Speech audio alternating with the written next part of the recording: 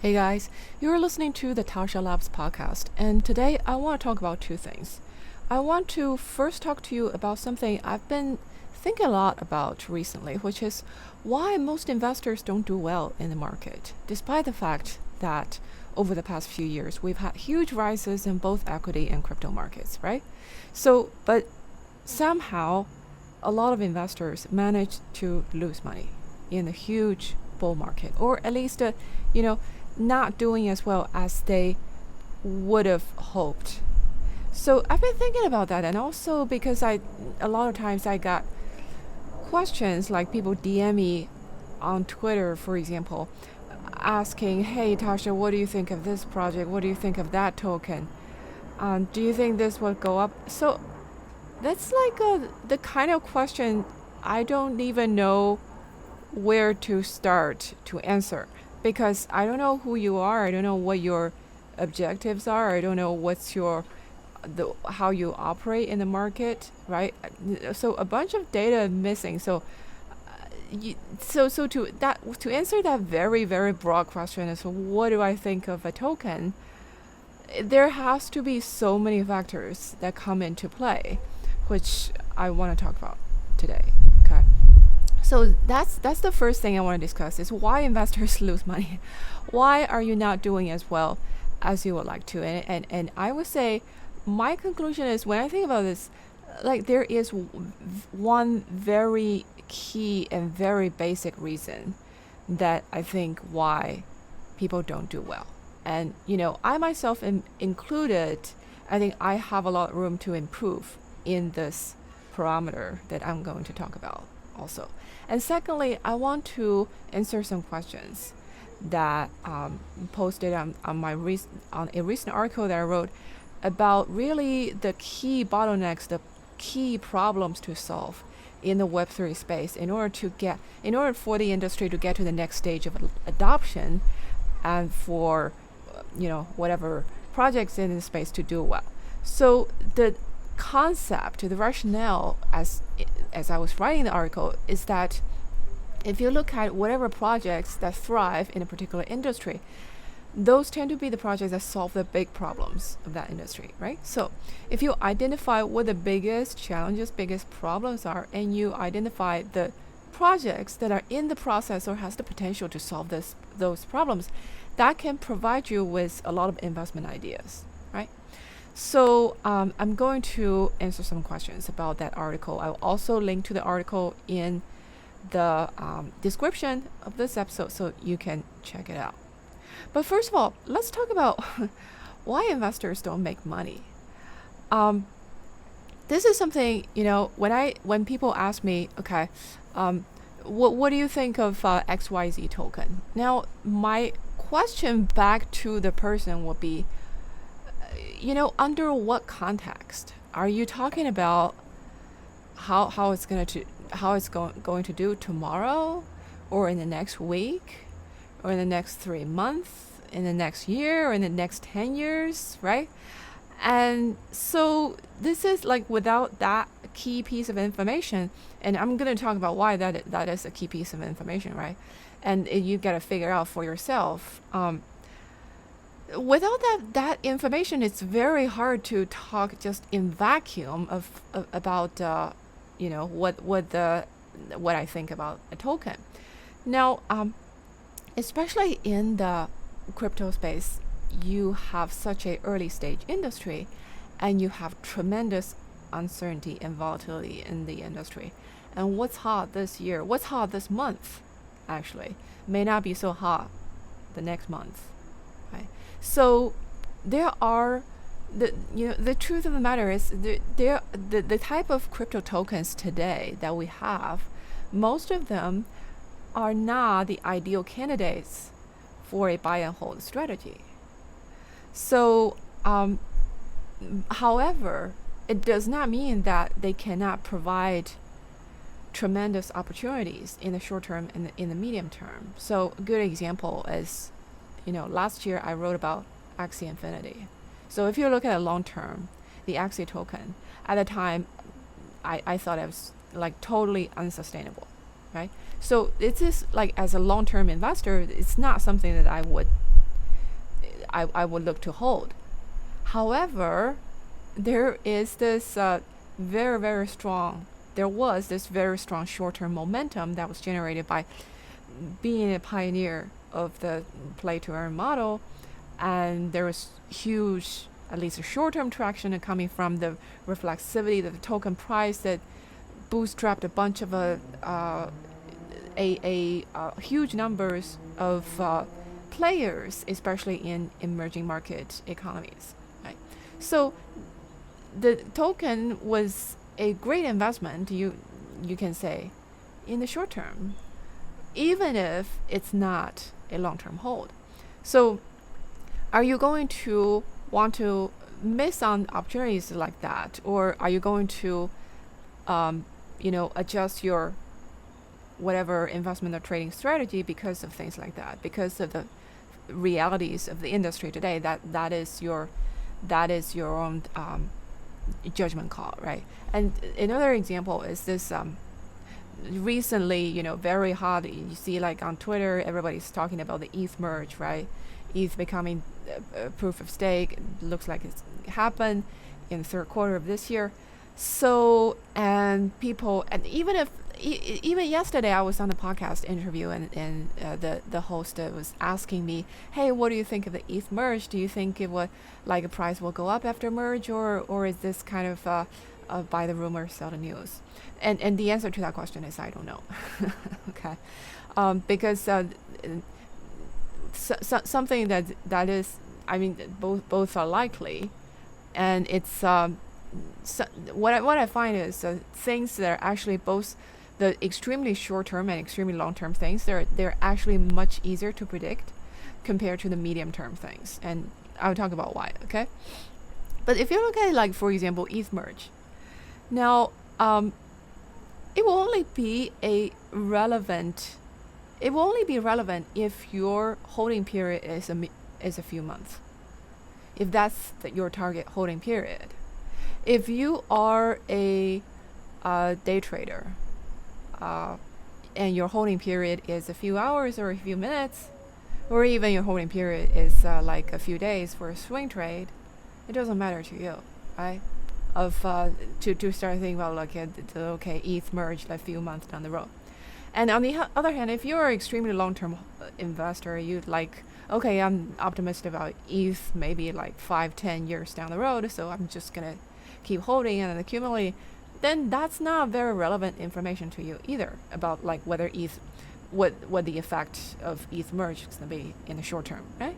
So my point is, a lot of these things, you cannot, like, look at them in isolation of what you are looking for in your investment style, in the kind of investment operation that you're trying to do, right?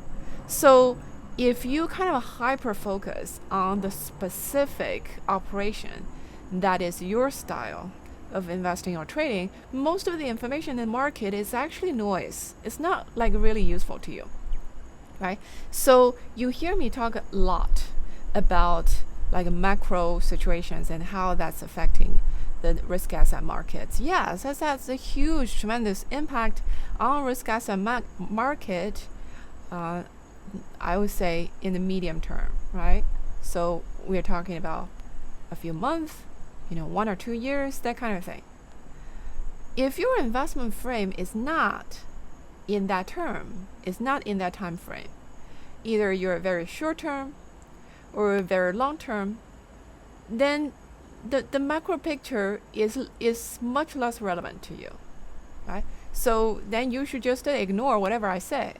If you're extremely short term, you look at the market, you don't need me to tell you, okay, macro situation is worsening or improving, because you already know that. When you are so immersed in the market from day to day, you have a very intuitive temperature, like, gauge of whether the market is hot or cold, or whether it's turning hot or it's turning cold. And if you're extremely long term, right, you're like, I'm investing in the next disruptive technology for the next 10 years, today's macro situation doesn't matter to you either, right? So it's all, like, most of the information that people put out there, okay, whether Fed are going to raise or not raise, how fast they're going to raise, or whether they're going to pivot. None of that matters to you. Okay. So and also you see, but that's not how most investors operate, right? Most of the retail investors, like very common pattern you see someone doing is like you buy because you heard some like a good fundamental news, or someone presented you a argument of why I know Bitcoin or Ethereum or Solana has good fundamentals, and then you buy, okay, and then price goes up, you don't sell because you're kind of getting greedy, because you think, okay, the thing gonna go up so much more, and you hear people on Twitter talking about, okay, this thing gonna 10x, another 10x or 5x, okay, and you don't sell, and then when market starts to draw down, when market starts sliding, and like retail investors start selling because they don't want to hold loser, right? So you end up buy in the wrong time, sell in the wrong time.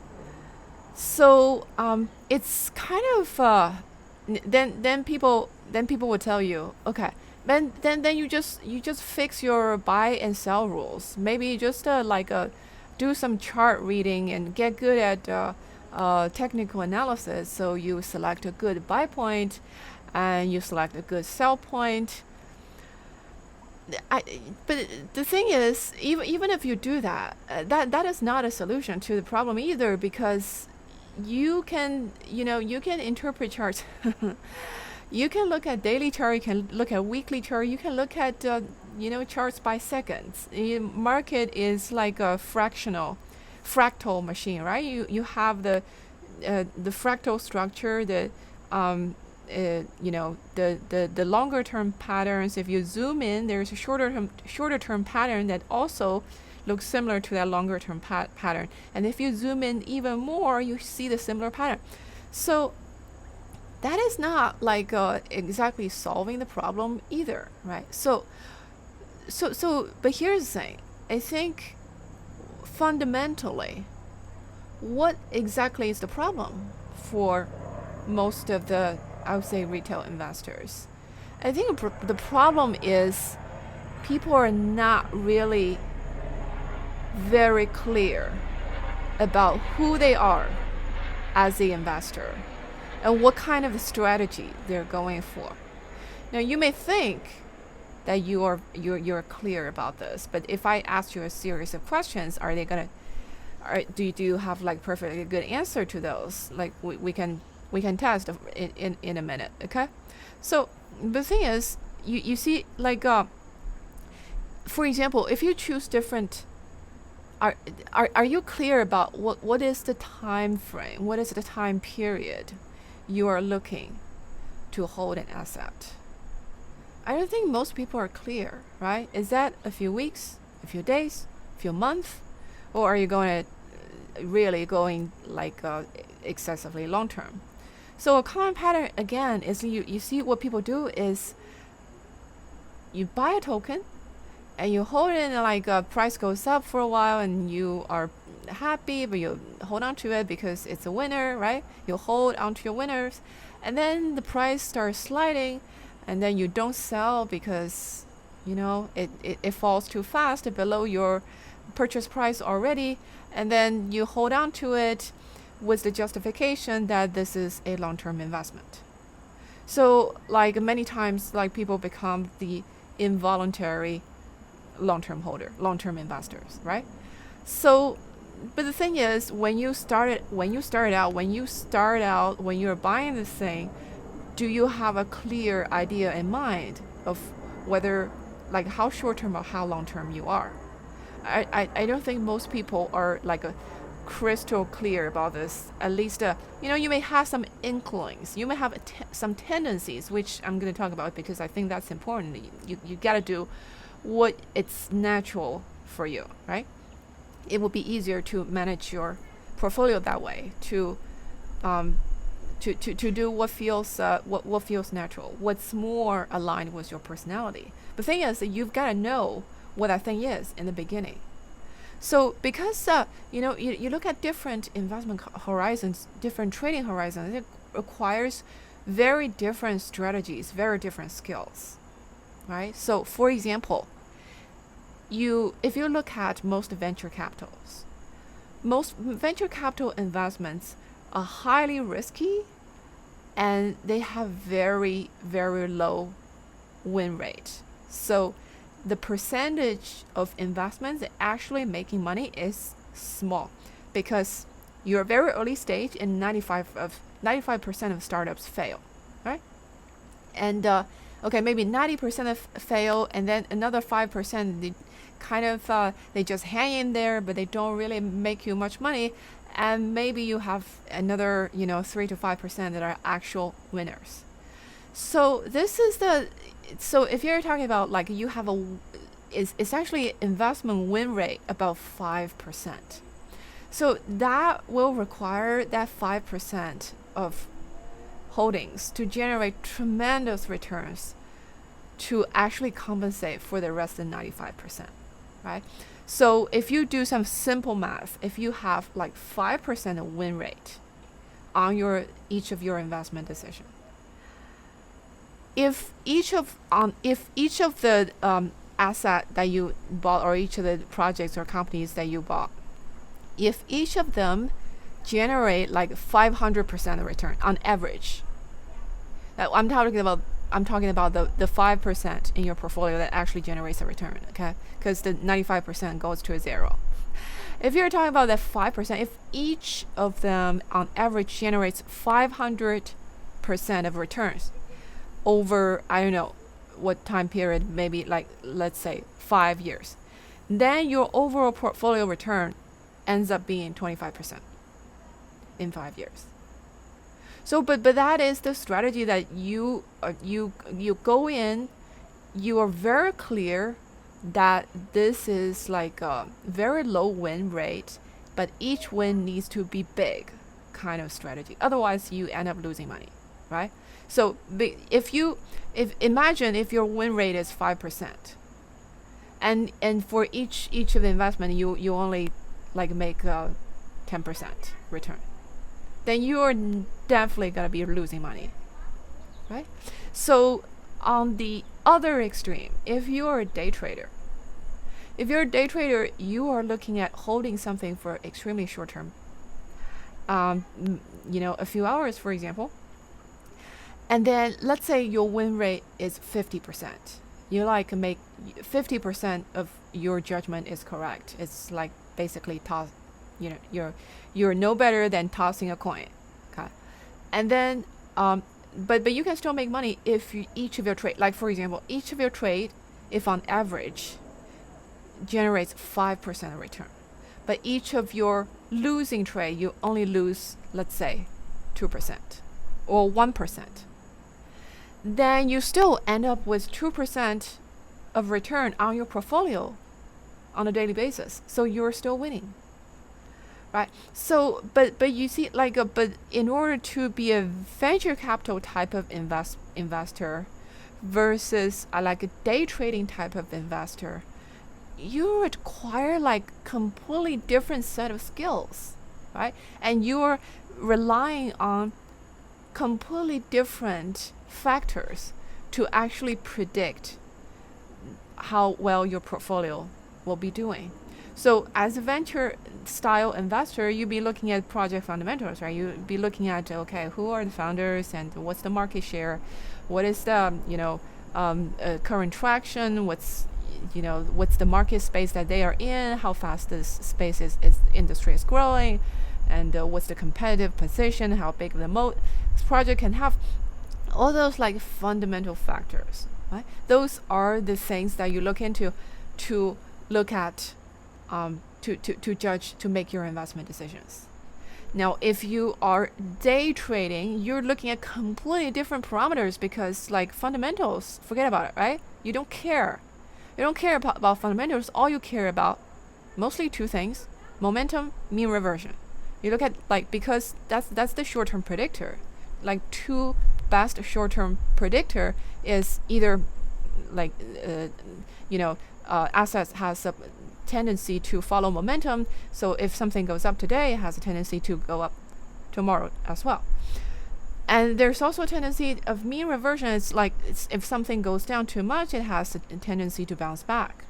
So then as a short-term trader, you kind of want to capture at the like a pivot point of those when those things happen, right? You either want to capture when a momentum just being started or when a mean reversion, like trend reversal, is being started.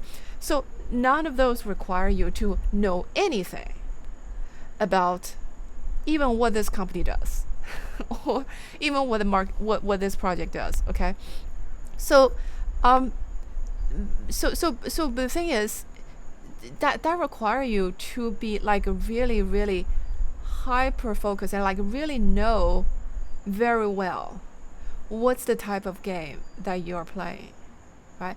And then you imagine if you apply the fundamental investment, like a VC investment criteria, into a day trading scenario, it would be disastrous, right?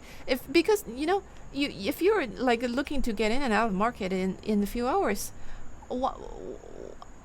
why does it even matter what Tesla does next year, or how fast Tesla will be growing in the next 10 years? It's completely irrelevant, right? So but people do that. People do that all the time, actually.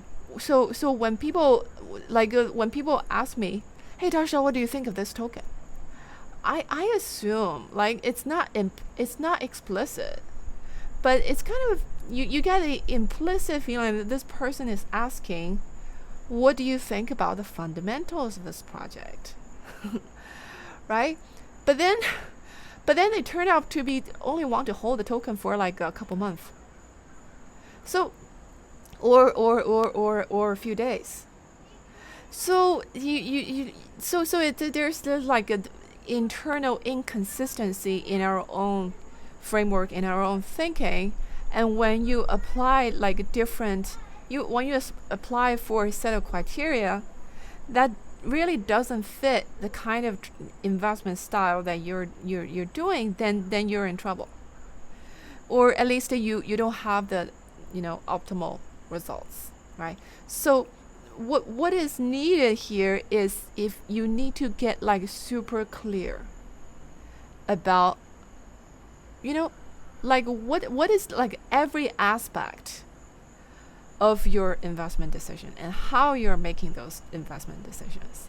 And if you get clear on those, then you can start thinking about, okay, how I can improve each aspect of those decision making. But you gotta have a clear set of frameworks that determine how you will actually go about this game, playing this game first, in order to improve on your game, right? So it's like if you're a runner, you run a marathon, you run a sprint, it require very different training modalities. It requires very different like nutrition, like you need to wear different clothes, and it requires you to different training methodologies. It require your body to to be conditioned in different ways, right? So it's the same idea. If you're not clear, if you're like, okay, I'm just gonna do some running, then it's very hard to improve, right? Like, what kind of running are you gonna do? If you are gonna be a marathon runner, you gotta go improve on those parameters that will improve your skill as a marathon runner. But those skills do not translate into a sprint runner. So it's so the other day I posted on Twitter when I saw this article somewhere. I think it's in the either in Bloomberg or somewhere, that talk about like if you look at it in the past 100 or past 50 years, human beings have really made strides in all areas of I would say like performance activities. Whether you look at sports or you look at music, performance arts. So we have, in a nutshell, we as a species, we have grown so much, we have improved so much. So the marathon record today, all right, was like completely unthinkable. It was like reaching for the sky 50 years back. Like 50 years back, today's marathon record used to be totally impossible, unthinkable 50 or 100 years ago. But that kind of improvement happened. And same thing with like playing piano, violin, or acting. So if you listen to like 100 years ago, like master violin players, like people like critique the violin players from 50 years ago, from 100 years ago, like world famous players. Today, like if you listen to them, will be judged by professionals as only mediocre. Okay? Because like a human performance have improved so much. And the reason that we can do that is because, training methodologies have improved. And we have so many, we really like nail down on a more, I would say, in each of these disciplines.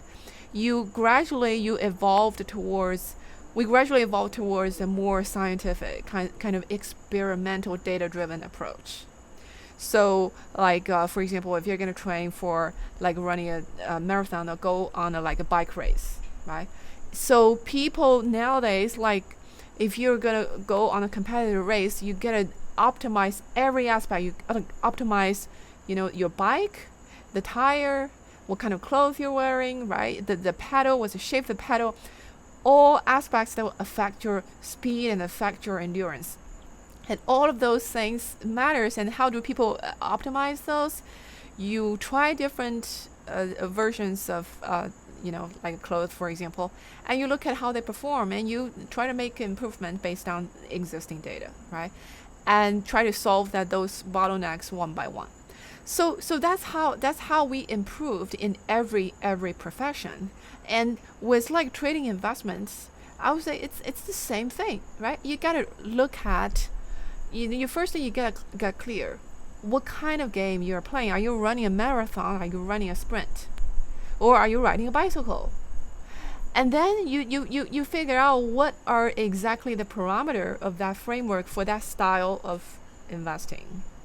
Like for each and every like investment decisions, whether it's like a venture capital style, or it's like growth investing, like Cathie Wood is doing, or like a swing trader or day trade, you have to make a same set of investment like decisions, which are essentially, when do you buy?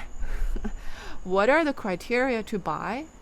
How long are you holding? Or if you're shorting, it's like, when do you enter the short? How long are you holding the position? How do you decide to get out of the position? Right? And then and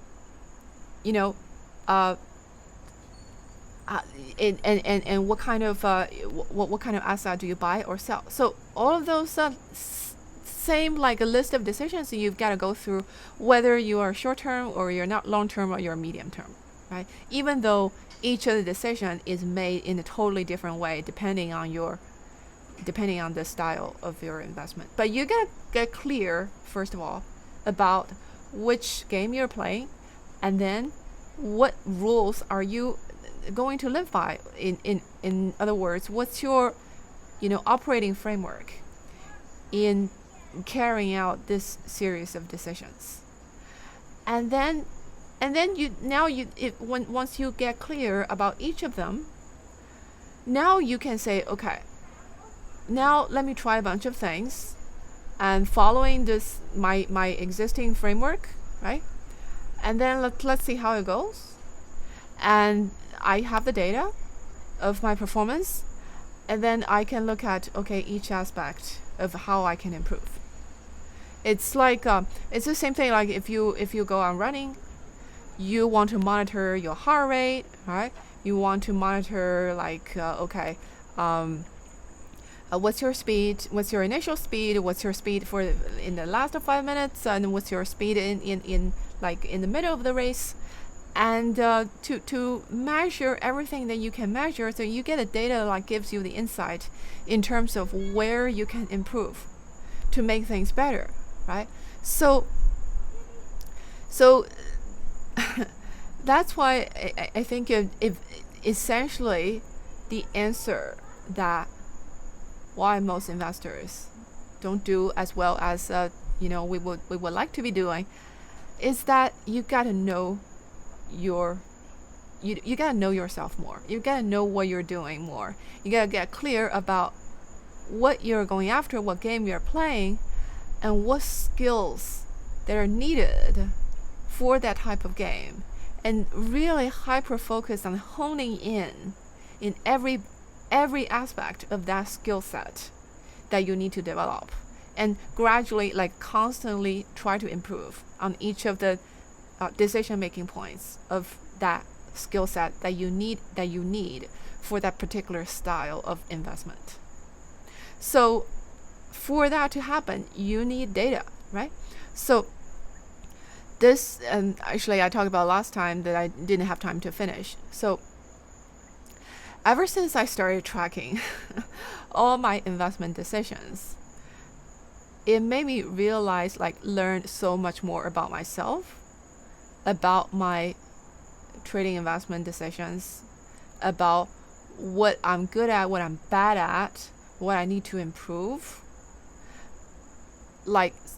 It just made things so much easier compared to when I was not consciously, meticulously tracking all my stats. So I think it's the same thing with any type of disciplines. If you want to get better at it, if you want to know, you need to know how well you're doing, first of all, and you need to analyze your results and see where you can improve. That's I would say a more modern scientific type of training method. That again, you've seen that type of method applied to a wide range of disciplines with tremendous successes that really pushed human performance forward in the last 50 to 100 years because of the more scientific kind of experimental data-driven approach of training. And if you actually apply that to your trading investment decisions, that's going to make a whole world of difference. So I'll give you an example. So I was I was tracking, recently, I took the time to actually track all my investment decisions over the past year.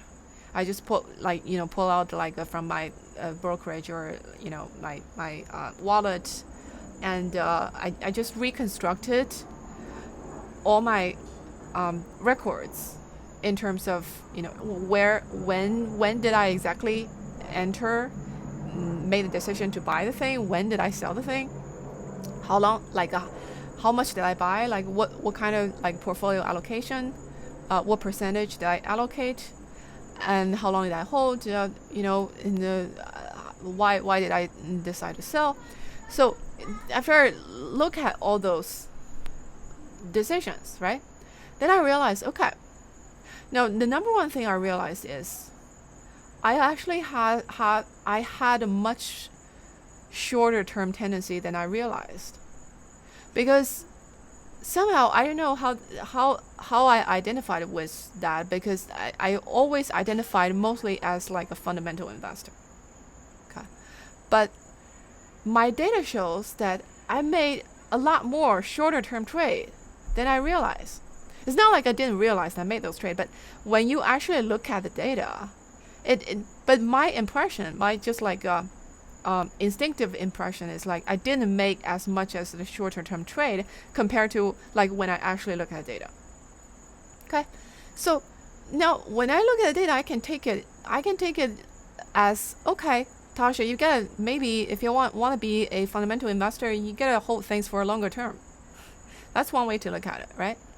The other way to look at it is, Tasha, you you identify as a fundamental investor, but it turned out you made a lot more short-term investments or short-term trades, right? So maybe that's something that's more instinctual to you. That maybe that's something that comes more natural to you, because you're not a very patient person. Right. So so you can interpret it either way, right? It depends on again your own self knowledge, but you want to do the things that comes natural to you. You don't want to do things that takes that is so counterintuitive to your own natural tendency or your own personality, that becomes like a really extra effort to actually adjust. Because in whatever style of investment, you can make money if you do it well, if you execute it well. So I would rather focus, I would rather pick a style that is more in line with your natural preference, with your natural personality, and then really hyper focus on the skills that are needed to do well for that particular style, rather than saying, okay, I've got to, even though I'm more of a long-term investor, because that comes naturally, but hey, I look at all these short-term traders, they're making more money, so I'm gonna do more of a short-term trade. I think you will be more, the success will come easier if you pick a style that fits your personality, fits your particular situation, and you like hyper focus on those on the skills that are needed for that particular style. Okay, so but here's the thing though. See, here is where I'm partial now, because my thinking has also changed this like over time.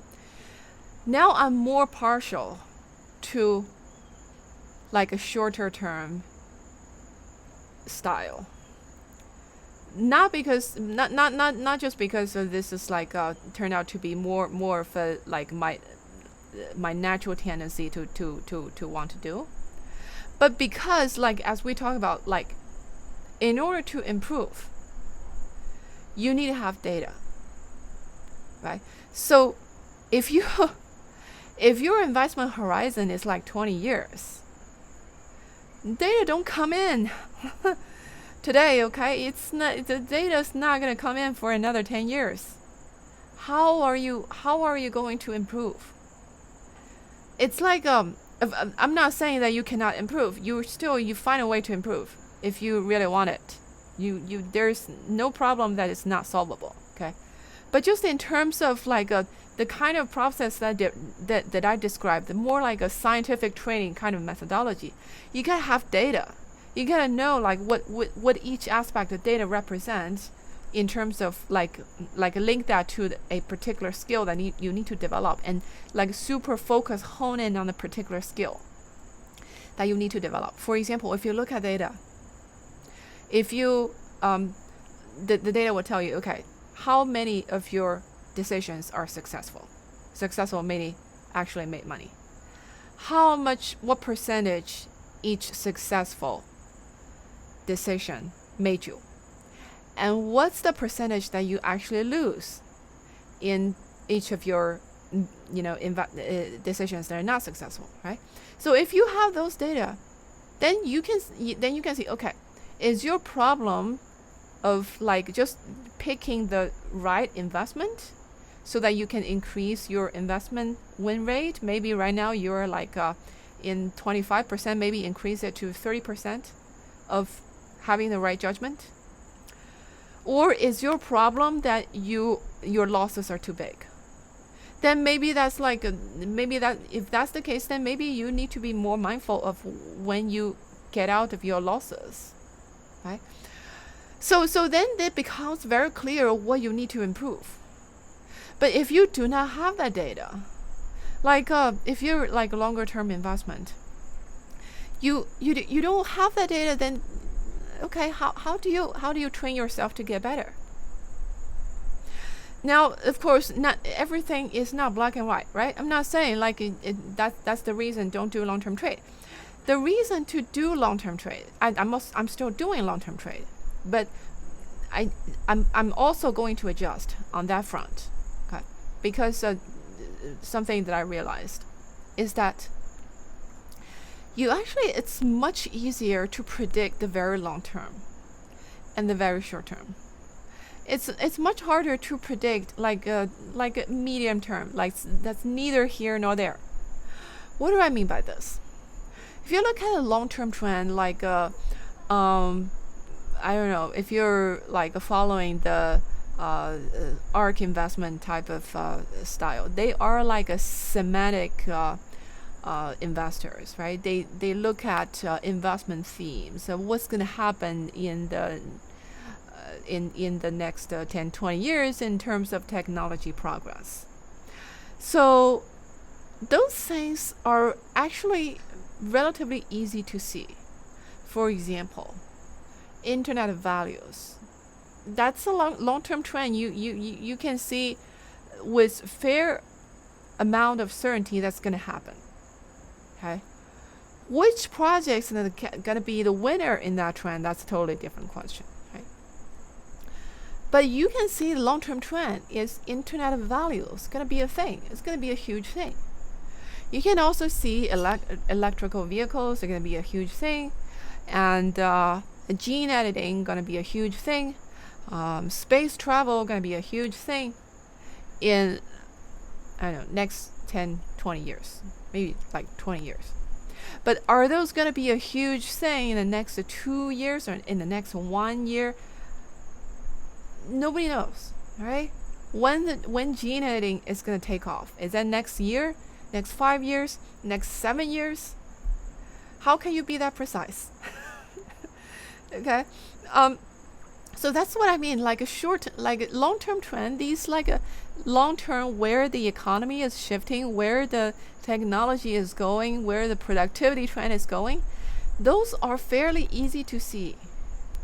And if you make a bet on those, as long as you have the patience to see it to fruition, and you will tend to do well, right? Because those are you actually the risk is in, okay, yes, a lot of things can happen in those 10, 20 years, and maybe a lot of projects can go up and down in those 10, 20 years, but you can see the general long-term trend, and that will help you to make the decision to actually invest at least in that sector, right? So same thing with internet. So internet went through all these boom bust cycles. And so you had, GeoCity, you had AOL, you had Webvan. Those are like basically it was hot for a period and then it, disappeared. And then you had Google, you had Yahoo, you had like MSN. Those also, they were successful for a period and then they died. No, they didn't die, but they didn't become like an eventual success story, right? And then you had Google and Facebook of the world, which are the current winners of the internet technology boom, right? But it's like 20 years ago. Will you be able to foresee the Facebook and Google that will emerge as the winner of as the current winner of the race? No, you couldn't, right? But you could make the decision that, internet is going to be a huge thing, which was fairly easy to see. Okay. And internet is going to be a huge thing, so I'm going to keep tracking the sector. I'm going to be informed about the sector. I'm going to be making investments in the sector as much as to my best ability. Okay. So that's, by the way, that's why I stay in the Web3 sector, because I know like Internet of Things is going to be a huge thing. Who's going to be the winner? I don't know. Okay. So so extremely long term, it's easy to predict. Extremely short term, it's also easy to predict because you have like a tried and true the natural tendency of the market, which we just mentioned, momentum and mean reversion. So if a Nasdaq goes up today, right? There's more than 50% chance that it will go up tomorrow. It's called momentum. Okay. So if the Nasdaq goes down like I don't know, 5, 6, 7 days in a row, the market has a tendency to mean revert to bounce back. So then you so the more days the market goes down, that will increase the probability that it will bounce back tomorrow, right? So that makes the short term prediction much easier compared to, okay, what's the market gonna be? Where is the market gonna be in a year? Where is what's the Bitcoin price gonna be in a year? Those things. It's just like when you kind of deviates from the extremely short term and extremely long term, things get like really murky. Okay, so I think that's something to think about, right? In terms of when you are thinking about your investment horizons, you think about like how are you going to improve? How are you going to gather data? And you think about which kind of strategy will give you more certainty, or at least you can what you can get what people call an edge. A edge is just, something that allows you to draw some regularity out of this chaotic and random, messy, like a world full of uncertainty, and that is what an edge is, right? It's a small piece of certainty out of uncertainty. So So I think this is something that all of us we can work on, because again, just like playing piano or training for marathon, you never have an end to this because there are always some parameter that you can improve, but at least you gotta identify what are the parameters that you're trying to improve, and for that you need to have a set idea of what's the game you're trying to play. Are you trying to run a marathon, or are you trying to sprint? And then you gotta identify the skills that are needed for that specific sport. So that's what I want to talk to you about which I see is like a pretty fundamental issue for most of the investors, especially retail investors. You're not doing this day in, day out. You don't think about this every minute, every hour, top of mind, right? It's like it would be a really, really useful exercise if you can sit down and you go through all these investment criteria in every stage of decision making. What are your rules? And then actually pull out your past data and look at the data and look at your decision making and identify what aspects you can improve in order to numerically improve your results. And for that aspect to improve, what kind of skill you need to build. If it's about, like for example, the decision to decide to buy something. There are so many resources out there. Okay, if you like a Google like a investment decision, like how to decide which stock to buy, for example, you get so much information, right? And there are so many modalities out there about how you make that decision. And so all those like information that can help you to actually hone in on the specific that you can adapt to your own style, right? So anyway, I didn't expect to talk so much just on this one thing, but we are kind of running out of time, so I don't have time to go over the article. So I will leave it to the next time. We will talk about the main bottlenecks or main problems in the Web3 today, and